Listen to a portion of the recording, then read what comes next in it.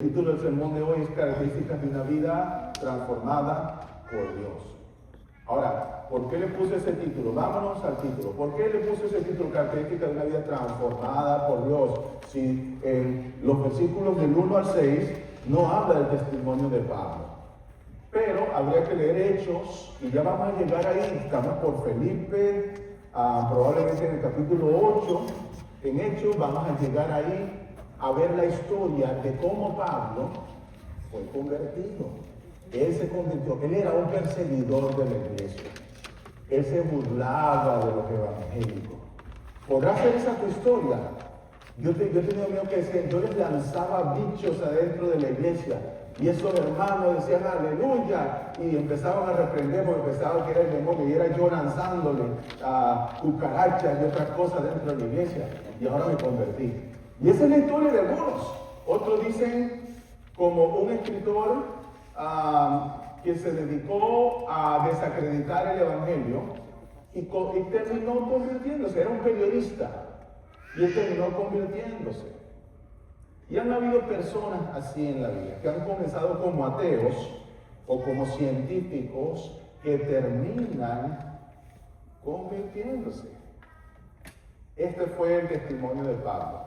Él era celoso. Yo pensaba que todos los evangélicos eran una secta que quería trastornar la verdad de Dios, la verdad que había sido enseñado él. Él era fariseo, ¿ok? Fariseo, de la secta de los fariseos, entrenado bajo un maestro llamado Gamaliel, que era muy respetado en su tiempo. Y perseguía a los cristianos y de repente él tuvo un encuentro con Dios. Ha pasado mucho tiempo desde que Pablo se convirtió hasta que escribió esta carta. No fue de volada, se convirtió, se bajó del camello, se convirtió, se le abrieron los ojos y empezó a escribir cartas. No. Hay un proceso de maduración del creyente. Entonces, una vez que él fue transformado, ahora vemos a un Pablo aquí diferente. Y vamos a ver a través de esta carta ¿qué nos dice? ¿Qué hay diferente? Por eso el título del sermón es Características de una vida transformada por Dios. Quiero que pienses conmigo si alguna vez has escrito una carta. Levanta la mano, ¿has escrito alguna vez una carta a alguien? ¿Qué tipo de cartas? No le voy a preguntar. Tienen esa sonrisa como que esas cartas fueron de amor. Pero vamos a hablar de cómo esas cartas usted puso el destinatario. Usted a lo mejor puso vamos a suponer un nombre común, para Luisa, el amor de mi vida, de el hombre que más te quiere. Una carta romántica. ¿Está bien? Entonces cuando Luisa ve que en el correo llega una carta de este caballero, Luisa está pendiente de ver esa carta. Ahora vamos a hablar de cartas que son ingratas y que no queremos verlas. Vamos al correo y revisamos, nos llega una carta que dice, el destinatario dice, Oficina de Impuestos del Estado. Uno empieza a sudar frío. ¿Qué pasó? ¿Cómo me equivoqué? ¿Qué fue lo que no declaré? ¿Qué pasó? A mí una vez me llegó una carta que decía del estado de Texas, de la ciudad de Dallas. Y parecía seria la carta. Y cuando abrí fue que allá en esos estados hay lo que se llama peaje que tienes que pagar. En inglés un toll. Tienes que pagar para seguir. Yo no me di cuenta. Yo decía, ¿me voy por aquí o por aquí? Por aquí se ve más rápido, voy a seguir por aquí. Y cuando llegué a la casa se resulta que no pagué un peaje y me cobraron $10. Hay cartas de cartas, ¿verdad? Si la carta dice la presidencia de la República de los Estados Unidos, tú la abres de inmediato. Porque una carta que tiene algo importante. O si es una carta de tu doctor y tú estás esperando un resultado, de inmediato la abres. Y todo esto tiene que ver con quién escribió la carta y cómo se presentó. Hay instrucciones que son autoritarias y tú dices, vamos a ponerle atención a esta. Hay introducciones que son de lo que tú estabas esperando. Quizás un familiar te escribió y tú de inmediato estás emocionado de ver qué dice la carta. O de los tiempos de antes del texto, antes del Instagram, antes de cambiar el perfil en una relación a no relación, a soltero sin compromiso. Cuando no había nada de eso en el Facebook, la gente se escribía cartas. Y esas cartas eran grandes. Antes de Facebook yo mismo escribí cartas, realmente, pero ya yo era más tecnológico, le escribí por computadora a la hermana Tiffany, que estaba en ese momento en Indiana y yo en Alabama. Entonces nos escribimos cartas. ¿Por qué les digo todo esto? Porque esto es una carta a una iglesia. Y quiero ver y que usted vea cómo Pablo se presenta y cómo presenta a la iglesia. Entonces vamos a leer aquí rápidamente. Dice, Pablo y Timoteo. Ok, habló por su nombre. Luego, su presentación, y su presentación a ti te va a inspirar en el Señor y a mí también. Dice, siervos de Jesucristo. Ya con eso predicamos un sermón. Vamos a hablar de la palabra siervos de Jesucristo. En el tiempo que esto fue escrito, cuando tú leías esto, tú no entendías siervos como lo entiende el lenguaje cristiano hoy en día, que a todos nos llamamos siervos, siervas, como un título quizás de prestigio. En el tiempo en que esta carta fue escrita, el término siervos significa esclavos, y realmente ese es el significado, esclavo de Jesucristo. Imagínense un hombre con autoridad, apóstol, muy conocedor de la palabra en este entonces, había plantado iglesias, había predicado el evangelio y con toda su autoridad él podía presentarse como un nombre, pero él decidió que ninguno de estos nombres era el adecuado, sino el de siervo de Jesucristo. ¿Qué significa esta presentación? Porque tu presentación en este tiempo es la identidad. Tu presentación hoy en día es tu identidad. Es curioso que tu presentación virtual en las redes sociales se hace parte de tu identidad, y poner una foto que tú no quieres o un mensaje que tú no quieres es algo que la gente entra hasta en nervios. ¿Por qué pusiste eso en mi perfil? ¿O por qué puesto en mi perfil? La gente cuida mucho hoy en día la identidad cibernética, la identidad de las redes sociales o la apariencia de lo que quieren dar. Ahora, Pablo no sufría de esta doble personalidad. Él se presentaba como lo que es, y no solamente se presentaba, pero practicaba lo que es. Y esto nos lleva a entender que Pablo se identificaba como un esclavo de Jesucristo. Y yo quiero que tú y yo conversemos sobre qué significa esto. ¿Qué hace un esclavo? ¿Hace su propia voluntad, su propio deseo? No. Está a completa merced de lo que el amo quiera. Como cristiano, Pablo entendió que su propósito en esta tierra no era hacer lo que él quiere, no era disfrutar de las cosas que él quiere, no era hacer su voluntad, no era vivir para agradarse al mismo. Pablo entendió a través de esta carta y a través de esta identidad que su voluntad no importa tanto como la voluntad del Padre. Y si Él es esclavo de Jesucristo, eso quiere decir que Él vive absolutamente el 100% para hacer la voluntad de aquel que lo salvó. Ahora, esta es la verdad, nos guste o no. Tú y yo también somos siervos, también somos esclavos. El ser humano no ha sido creado para ser, entre comillas, libre.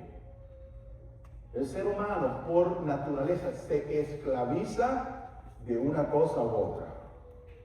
Aquí donde tú estás, tú no puedes decir, yo soy libre porque yo hago lo que quiero. No, tú eres o esclavo de tus propios deseos, esclavo de las corrientes de este mundo, esclavo de tus propias inseguridades, o tú eres esclavo de Cristo. Un término intermedio en el que tú dices, no, yo soy libre, yo hago lo que quiera. No, aún el que piensa que está haciendo lo que quiere, está siendo esclavo de eso que está haciendo. El ser humano, por naturaleza, no ha sido creado para gobernarse a sí mismo. No tiene capacidad para hacerlo. Solamente Dios puede hacerlo.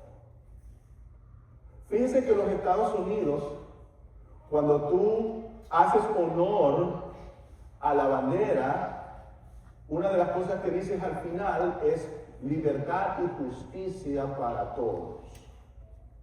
Pero el ser humano no está creado para él ser esa persona perfectamente justa y que le da libertad y justicia a todos. La única manera de que haya libertad verdadera y justicia verdadera para todos es que Cristo sea el rey de los Estados Unidos de América. Que Cristo sea el rey de todas nuestras naciones que representamos y que Cristo sea el rey de nuestra vida. ¿Por qué le digo esto? Porque usted y yo no hemos sido creados para vivir una vida perfecta ni bajo nuestros términos, porque no podemos hacerlo, somos imperfectos. Y esto es lo que dice que somos siervos de Jesucristo. Ahora, ¿es eso algo malo? Pensemos en esto. Le estoy diciendo acá algo que quizás puede sonar ofensivo, que usted es esclavo y que yo soy esclavo. Pero yo quiero que pensemos si esto realmente es ofensivo, si esto realmente es malo, o si esto es lo mejor que al ser humano le puede pasar. Fíjense que Pablo era ciudadano romano, era muy inteligente, venía de familia de dinero, pero para él su gran gozo, su gran orgullo era llamarse siervo, esclavo de Jesucristo. Entonces, yo puedo ver que para él no era un problema. Lo es para mí. No, es una gran bendición. Porque la alternativa es ser esclavo del pecado y de Satanás. Y Satanás a sus hijos los destruye, a sus siervos los destruye. Pero Cristo a sus siervos los bendice, los exalta, los salva, los pone en lugares deleitosos, para que un día lo vean cara a cara y reinen con el Señor. ¿Alguna vez has visto un esclavo que tiene herencia? No, tú eres un esclavo especial, yo también. Porque Cristo dice que Él nos ha dado una herencia con todos los santos. Y esa herencia es que vamos a estar en las moradas celestiales con el Señor. Entonces, en un término espiritual, llamarse siervo a Jesucristo es lo mejor que a una persona le puede pasar. No es un término malo. Alégrese, así como se alegró Pablo. Y él dice, a todos los santos en Cristo Jesús que están en Filipos, con los obispos y diáconos. Él escribe a todos aquellos que están apartados. ¿Ok? Se identifica a él y luego identifica a quien escribe, a todos los santos. San Benito, San Juan. No estamos hablando de esos santos que se prenden velas. Estamos hablando de los creyentes y los llama santos como un nombre para decir son apartados, son diferentes, son consagrados a Dios. Tu santidad no implica que tú eres perfecto. Lo que implica es que tu vida ha sido apartada y consagrada para algo más importante que las rutinas diarias. Tu vida ha sido apartada y consagrada para agradecer, para alabar, para adorar a aquel que dio su vida por ti. Tu vida ha sido apartada y consagrada en primer lugar para adorar, para traer gloria y honra al nombre de Dios. Es importante nuestra identidad y es importante recordar lo que somos y lo que no. Y Pablo le dice a esta iglesia, les escribo a aquellos que han sido apartados, no para las rutinas de este mundo, aquellos que han sido apartados para un propósito que es un privilegio para el propósito de servir a aquel que murió por tus pecados. Y que un día vas a estar en su presencia en victoria. Y les dice, gracia y paz. Esta es la salutación de bendición. Gracia, por gracia hemos sido salvos. Un regalo inmerecido. Y paz, como lo hablamos en Navidad, es esta paz restauradora, es esta paz redentora de Dios. Es esta paz que nos restaura, es esta paz que nos salva, esta paz que nos pone en la relación correcta con Dios. Más allá de tranquilidad, es una paz en la que somos completos en Dios. ¿Sabe qué es paz? No es ausencia de problemas. Paz es que tú estés completo en Dios. Entonces quiero hacerte una pregunta esta mañana. ¿Estás tú en paz? ¿Estás completo en Dios o sientes un vacío en tu corazón? Si tienes un vacío en tu corazón, aunque estés tranquilo, tú no estás en paz con Dios. Necesitas a Dios. Necesitas la salvación que solamente Él puede dar. Necesitas la restauración que solamente Él puede traer a tu vida. Puedes estar tranquilo, pero tener paz es otra cosa. Y Él dice, gracia y paz. Y aquí empieza el discurso. Y ora por los creyentes. Dice, doy gracias a mi Dios siempre que me acuerdo de ustedes. Vosotros, porque lo que escribieron esta Biblia, escribieron en España, y esta Reina Valera se ha hecho popular en todo el mundo. Todo el mundo de habla hispana. Entonces, la mayoría la entiende y la lee de esa manera. Dios, doy gracias a mi Dios siempre que me acuerdo de ustedes. Ahora, en el idioma que esto fue escrito, esto de dar gracias es algo continuo. Se podría interpretar de la siguiente manera. Siempre estoy dando gracias a Dios por ustedes. En todas mis oraciones. Y con gozo le ruego a Dios. Pablo está en prisión al escribir esta carta. Pero al acordarse de Filipenses, él le da gracias a Dios con gozo. ¿Alguna vez has visto a alguien preso gozoso? Difícil. Él estaba gozoso. Gozoso al acordarse de sus amigos. Ya no eran solamente sus ovejas, sino sus amigos. Y solamente el acordarse, el traerlos a la memoria, le fortalecía a Pablo. Y vamos a ver por qué. Por vuestra comunión en el Evangelio. No sé si usted me escuchó decir la palabra koinonía al principio. Es una palabra que sale del griego que se usa mucho en el ámbito cristiano. Vamos a tener koinonía, quiere decir vamos a tener relación unos con otros. Pero koinonía también significa una participación mutua. ¿Ok? Entonces él está diciendo aquí, le doy gracias a Dios con gozo porque ustedes han participado del Evangelio. Desde el primer día que estuve con ustedes hasta ahora. No es que Pablo se fue y la iglesia se quedó sin nadie.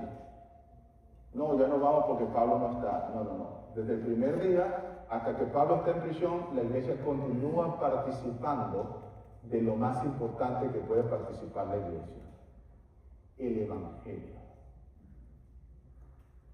Desde el primer día hasta ahora, estando persuadido de esto, estoy convencido, estoy 100% seguro, nada me hace cambiar de opinión. Que el que comenzó en ustedes la buena obra, la va a perfeccionar hasta el día de Cristo.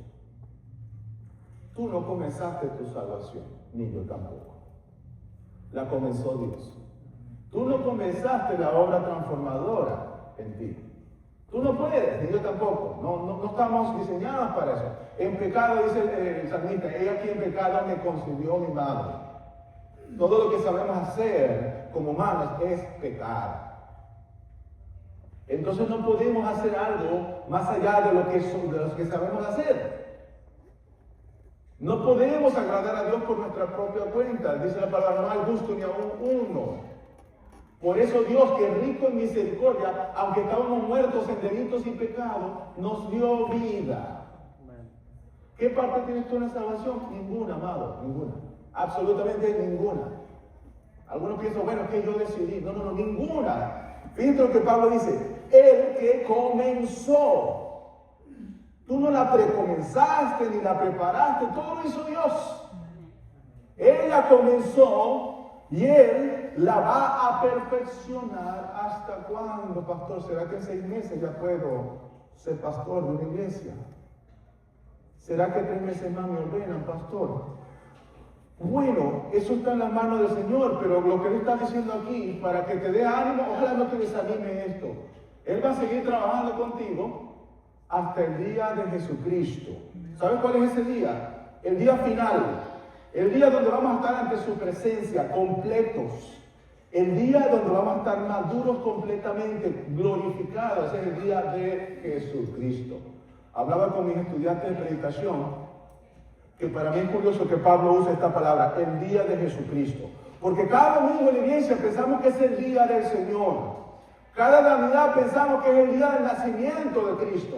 Cada Semana Santa pensamos que es el día de resurrección. Pero por nosotros ser seres humanos pecadores, muchas veces, aún en las iglesias locales, hacemos de estos días un día de nosotros y no del Señor. Por nuestros propios deseos, nuestra propia carnalidad, nuestras propias intenciones, muchas veces nos encontramos haciendo el día del Señor un día de nosotros. Pero va a llegar un día donde tú y yo no vamos a poder hacer eso. Porque en este día toda rodilla se va a doblar ante el Señor, toda lengua va a confesar, y Él, de pies, como Rey y Señor, no va a permitir que ningún ser humano le quite la gloria. Dice la palabra del Señor, yo soy Dios y mi gloria no compartiré con nadie. Va a llegar un día en que todos los que juegan a la iglesia ya no van a poder jugar a la iglesia. En que todos los que juegan al cristianismo ya no van a jugar. Y es este día del Señor en el que Él no va a compartir su gloria ni sus méritos con ninguna iglesia ni con ninguna organización, por muy grande que sea. Y ese es el día del Señor. Y hasta ese día Él nos va a perfeccionar. Y cuando nos perfeccione en ese día, usted y yo vamos a tomar créditos. La gloria y la honra es aquel que le pertenece. Dice en Apocalipsis, la salvación le pertenece al Señor. Y dice también Apocalipsis, solamente tú eres digno, porque tú fuiste inmolado por los pecados. Y Apocalipsis también habla de una adoración en el que 24 ancianos rodeando el trono decían, Santo, Santo, Santo. Señor, toda la tierra está llena de tu gloria. La gloria de Dios.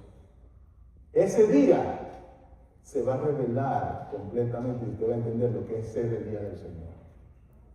Nosotros a dura pena lo tratamos de entender y hacemos lo mejor que podemos humanamente, pero nuestra carnalidad muchas veces hacemos estos días un día de nosotros en lugar que un día del Señor, y tenemos que pedirle perdón al Señor cada vez que eso pasa.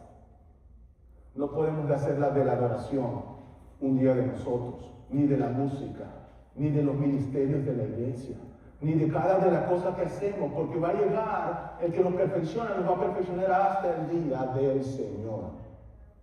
¿Sabes por qué todavía es tan imperfecto? Porque tratas de hacer de los días del Señor tu día.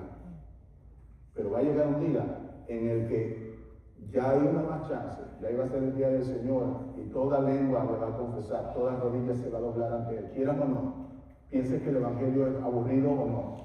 Todo rodilla se va a doblar y no va a haber opción, porque ese sí es el día del Señor. Y eso es lo que está hablando Pablo, y él entiende ese mensaje. Entonces, amados, a grosso modo les he explicado estos 6 versículos. Esto está cargadísimo de cosas. Y he dejado muchas cosas porque uno tiene que tomarlo con calma y ver qué Dios quiere que su iglesia haga con estos puntos. Entonces, 3 puntitos he sacado de este corto mensaje, características de una vida transformada por Dios. El primer punto de lo que yo veo acá es que una vida transformada por Dios se rinde al señorío de Cristo. Una vida transformada por Dios se rinde al señorío de Cristo. ¿Qué quiere decir eso? Cada vez que nosotros decimos, Señor, te proclamo mi Rey y mi Señor, Yo estoy convencido que la mayoría de la gente que hace esa oración para aceptar a Cristo no entiende lo que está diciendo. ¿Sabe por qué no entiende lo que está diciendo? Porque tú ahí te estás esperando esclavo y tu voluntad ya no sirve sino la de Dios. Entonces tenemos que repensar quizás a qué nos comprometimos tú y yo cuando hicimos esa oración y dijimos, Señor, te proclamo como mi Señor. El verbo que va con Señor, o el nombre que va con Señor, es ese nombre que usa Pablo, esclavo. Si Él es mi Señor, yo no soy su mano derecha, como quería Juan y Jacobo. Uno a la derecha y uno a la diestra, reinando con el Señor. Yo estoy reinando con el Señor. Si Él es mi Señor y yo soy su esclavo, yo me someto a su señorío, no a su diestra, no a su siniestra, a sus pies. Aquí no te queda ni aquí tampoco. No nos queda. No cabemos ahí. Nos queda grande el lugar. Nos sigue quedando grande los pies del Maestro, mas sin embargo su misericordia podemos acercarnos a Él cuando le adoramos a sus pies. Una vida transformada por Dios se rinde al señorío de Cristo. Y dice, Señor, yo rindo a ti mi voluntad. Rindo a ti mis deseos, mis sueños, mi futuro, mi presente. Porque no hay nada que valga más la pena que tu presencia.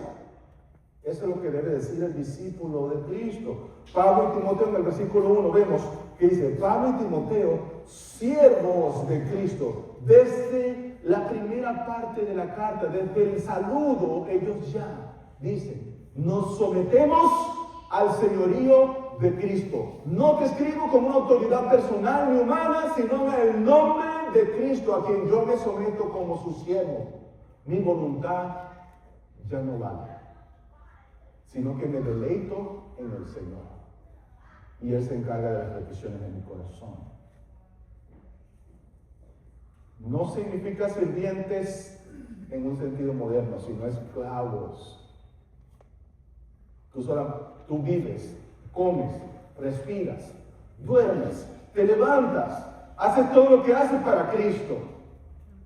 Eso es vivir para Cristo. Pablo decía, ese mismo Pablo que escribió ahí, siervo de Cristo, en el mismo Filipenses usted va a ver que él dice, para mí el vivir es Cristo. Y eso es lo que significa. Si para ti el vivir es Cristo, te sometes al señorío de Cristo. Haces lo que Él te llama a hacer. No te quedas sentado esperando. Tú haces lo que Dios te ha llamado a hacer. Tú haces la voluntad del Padre. Una vida transformada se rinde al señorío de Cristo. Fíjate que no se presenta aquí como apóstol, como se presentó en Romanos 1:1 o en Gálatas 1:1.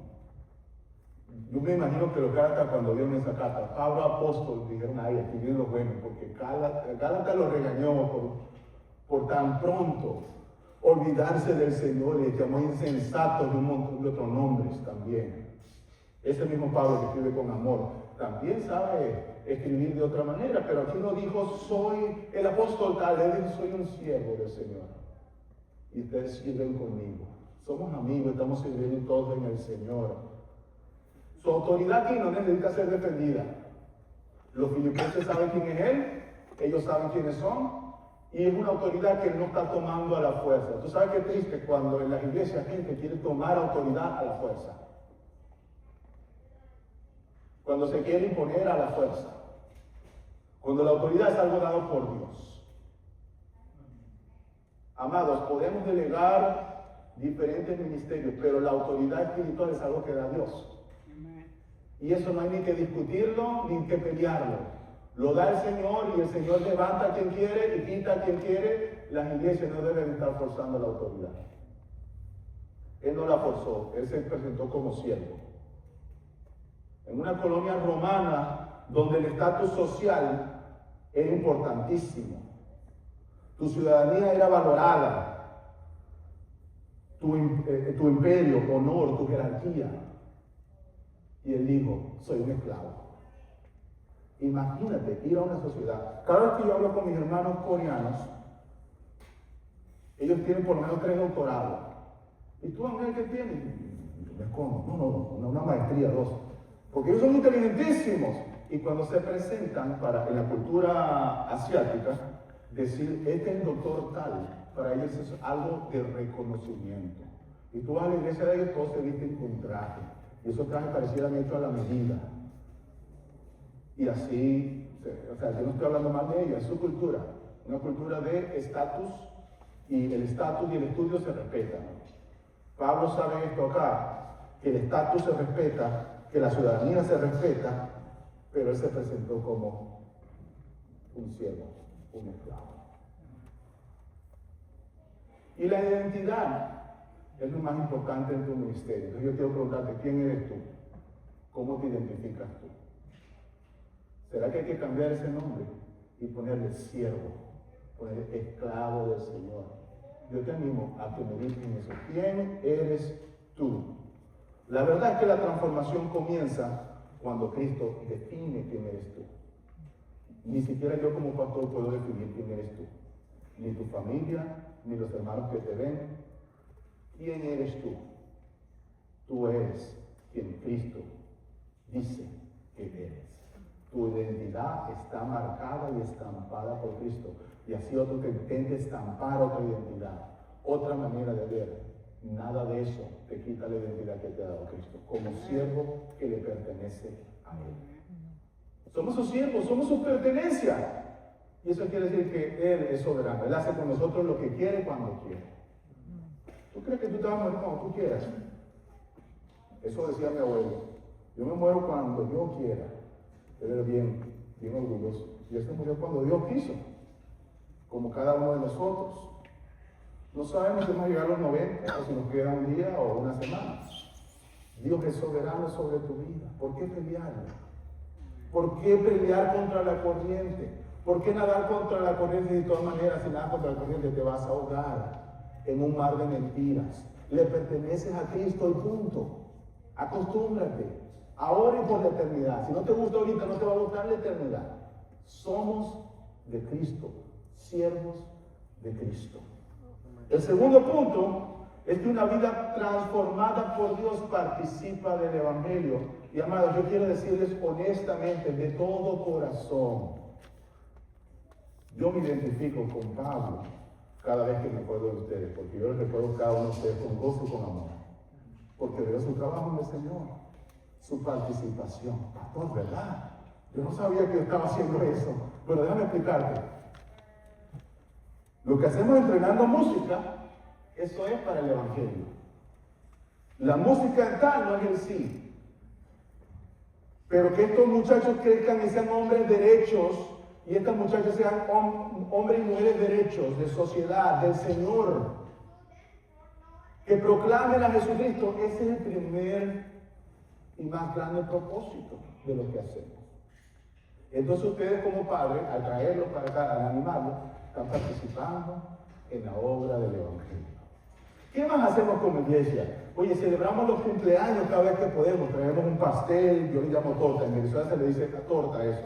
Pero traemos un pastel, celebramos juntos, cantamos cumpleaños, nos mostramos de una manera tangible el amor de Dios para que cuando venga un visitante vea que en esta iglesia nos amamos. No nos reviramos los ojos. ¿Ok? Si usted le revira los ojos y le dice, ¿qué tienes, hermano? ¿Tienes problema de la vista? ¿Qué te pasó? Échate colirio para que se te aclare la vista y puedas ver con amor, ¿verdad? Aquí nadie se revira los ojos, nadie se está tratando mal unos a otros, porque amamos al Señor. Y cada vez que hacemos eso, cada vez que usted ama, que trata a la gente con amor, que se sonríe, usted está participando del Evangelio en acción. ¿Qué más hacemos? Bueno, también predicamos el Evangelio frente a frente. Decimos, Cristo murió por los pecados. Nos reunimos una vez a la semana a adorar al Señor. Y cada vez que usted viene, usted participa del Evangelio. Yo le doy gracias a Dios por mi hermana preciosa Iraíz, que viene todos los domingos, ahí está sentada. Eso es participar del Evangelio. Mi hermana Lilia, de cual quiero mucho también. Y cada uno de ustedes. Oye, por darles un ejemplo, no se vaya a poner como, ay, me nombró a mí, y ella no la nombró, y aquel no la nombró. No se vaya a poner celoso, los amo a todos. Pero yo quiero decirle que su presencia en este lugar es una participación en el Evangelio. Y yo cada vez que lo recuerdo le doy gracias a Dios. Entonces quiero animarle con eso. Que no era para hacerse sentir mal, hoy no estoy participando, sino más bien para decirle, estás participando del Evangelio. Síguelo haciendo y sigue mejorando. Ahora la tarea es seguir invitando. Cada vez que tú invitas a alguien, estás participando del Evangelio. Cada vez que tú oras por una persona que no conoce a Dios, estás participando del Evangelio. Como iglesia somos llamados, la primera tarea es esta, participar del Evangelio. Coinonía del Evangelio. Esa es nuestra primera tarea. Si no hay más nada, amado, que no haya más nada, ni siquiera edificio, ni siquiera donde reunimos, con tal que sea una iglesia que participa del Evangelio. A eso nos ha llamado el Señor. Y el apóstol Pablo da gracias a Dios, con gozo, celebra. Está en prisión con un montón de problemas y ese hombre está celebrando. Porque para él esa prisión no significa nada. Lo que significa es que los filipenses participaban de la obra del Evangelio. Amados, yo me lleno de gozo aún cuando no estoy aquí. Cuando yo estoy en otro lugar, yo estoy tranquilo.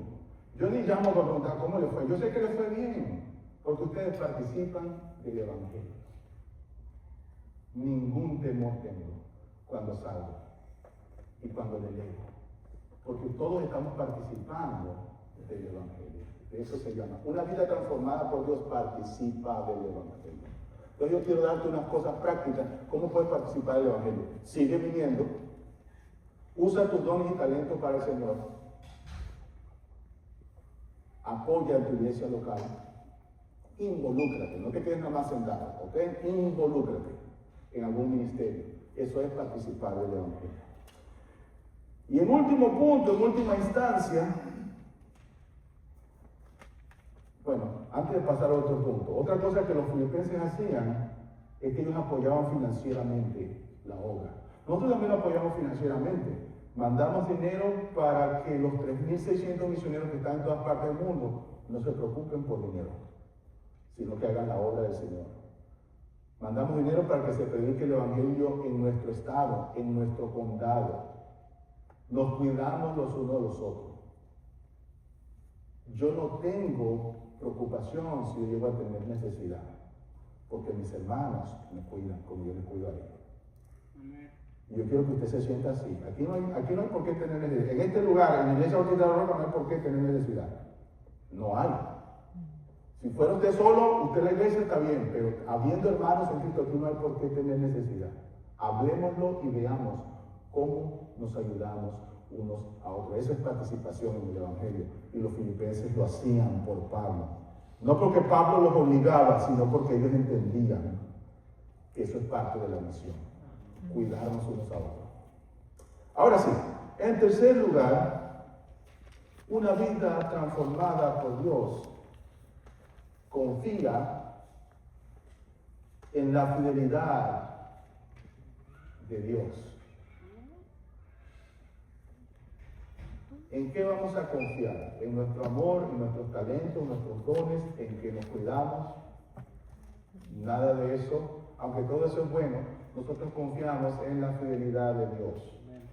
Pablo le dijo a los filipenses, están haciendo un excelente trabajo, pero yo no confío en eso. Yo confío en aquel que comenzó la obra, que la va a llevar y la va a perfeccionar él mismo hasta el día de Jesucristo. Entonces trabajamos en el Señor, participamos en el Evangelio, pero lo mejor, la buena noticia de esto es que no somos nosotros los que estamos perfeccionándonos unos a otros. Es el Señor el que nos está perfeccionando. Es Dios el que te está ayudando. Tú antes no venías, ahora vienes. Eso lo hizo Dios, tú no lo hiciste tú. No, tú no tuviste la maravillosa idea de decir, voy a empezar a venir a la iglesia. Esa idea te la puso Dios en el corazón. Tú no tuviste la maravillosa idea de decirle a Cristo, sí, yo te acepto, como que Él fuera el pecador y tú el Dios. Sí, Señor, te acepto. No, eso no fue tu idea, eso lo puso el Señor en ti, de venir a sus pies. Entonces Él comenzó esa obra, te está madurando cada día, entiendes un poquito más lo que entendías el año pasado, y el año que viene vas a entender un poco más, y vas a apreciar más la palabra. Y el año que viene igual, y el otro año igual. Y vas a seguir al punto tal vez que enseñas a los demás lo que aprendes, y todo eso no lo hizo ni el pastor ni los maestros de escuela dominical, lo hizo el Señor. Porque Dios no deja nada incompleto. Dios hace todo perfecto. Pablo tiene una convicción firme. Él no dice, vamos a ver Filipenses si ustedes duran, si ustedes sobreviven, después que yo me vaya. No. Él dice, el que comenzó esta obra la va a perfeccionar. Iglesia Bautista de la Roca no la comenzamos nosotros, la comenzó el Señor. Y esta iglesia la va a perfeccionar el Señor hasta el día de Jesucristo. No es cosa tuya ni es cosa mía, es cosa del Señor. Y nosotros debemos confiar en la fidelidad del Señor. Entonces, ¿cuál es la meta aquí? Descansa. No pudiste venir un domingo, tranquilo, descansa, no te preocupes, porque no es tu obra, es la del Señor. ¿Okay? No te quemes ministerialmente, ni pienses que todo cae sobre tus hombros, porque Dios es el que está llevando esa obra. Haz tu parte, pero deja que otros también hagan su parte, porque Dios lo va a hacer. Está convencido, Pablo. El que inició la obra, que es Jesucristo, el que la inició, tú no iniciaste, Él inicia, Él termina, Él hace. La salvación no tiene nada que ver contigo y todo que ver con Él. Él la llevará, la completará, no la va a dejar por la mitad. Una de las cosas que yo veo en nuestros países son edificios abandonados que empezaron a construir y no terminaron. Por todos lados los ves. Cemento solamente y no tiene frisado ni monte por dentro, lleno de basura, y a veces los indigentes entran y duermen ahí. Y eso se ve en todas las Américas, en todos los países de América. Edificios abandonados que comenzaron y no terminaron. Tú no eres una obra que va a estar así abandonada. Tú eres una obra que va a terminar hermosa y gloriosa para el Señor. Y esto es lo que el Señor nos está diciendo. La obra no termina cuando tú quieres que termine. Tú a veces quieres que termine, tú a veces te lo quieres saber todo ya. Señor, dame la sabiduría para sabérmelo todo. Pero ¿sabes qué? La realidad del caso es que Él la va a completar como Él quiere, cuando Él quiere, hasta el día de Jesucristo. El día que ya no va a ser tuyo. Que no vas a tener ninguna duda que es el día de Jesucristo y solamente de Cristo. La iniciativa divina es la salvación, pero Dios también persevera, ayuda a perseverar. No es que Dios te salva y tú perseveras, no. Dios salva y Dios persevera. Y Dios te lleva hasta el final. Dale gloria a Dios, que no se trata de ti ni de mí, porque ya hubiésemos abandonado los caminos del Señor. Pero Dios, que es rico en misericordia, nos ha permitido que hasta hoy perseveremos. Él dice en 1 de Pedro, Él mismo os perfeccione, afirme, fortalezca y establezca. Y en Judas dice, y aquel que es poderoso para guardarnos sin caída y presentarnos delante de Él con gran alegría. Al único y sabio Dios sea gloria y majestad, imperio y potencia por siempre y siempre. ¿Dónde ve usted su autoría ahí? En ningún lado, porque no la tiene ni la mía. Dios le salvó, Dios le persevera y Dios lo preserva hasta el fin. ¿Qué va a hacer con esa información? Pecar porque Dios lo va a seguir. No. O sea, esa no es la aplicación. Ponerse cómodo y empezar a hacer un desastre de su vida. Esa no es la aplicación, porque Dios ya me reservó. No. La aplicación es que porque Dios te reserva, tú confidentemente puedes decirle no al pecado.